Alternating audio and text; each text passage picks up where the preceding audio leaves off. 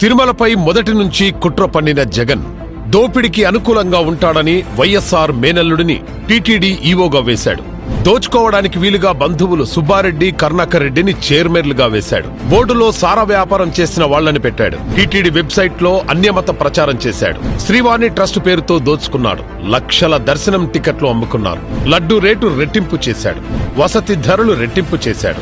ఏనాడు సతీ సమేతంగా వెళ్లి పట్టు వస్త్రాలు ఇవ్వలేదు. టీటీడీ నిధులు దారి మళ్లించాడు. తిరుమల కేంద్రంగా ఎర్రచందనం స్మగ్లింగ్ చేశాడు. తిరుమల కొండపైనే అన్యమత ప్రచారం చేశాడు. క్యూలైన్ లోకి చెప్పులు వేసుకుని వెళ్లాడు. మంచినీళ్ల బాటిల్ కూడా 60 రూపాయలు చేశాడు. స్వీటులా తిరుమల లడ్డు అమ్మకానికి పెట్టాడు. తిరుమల బస్సు టికెట్లపై అన్యమత ప్రచారం చేశాడు.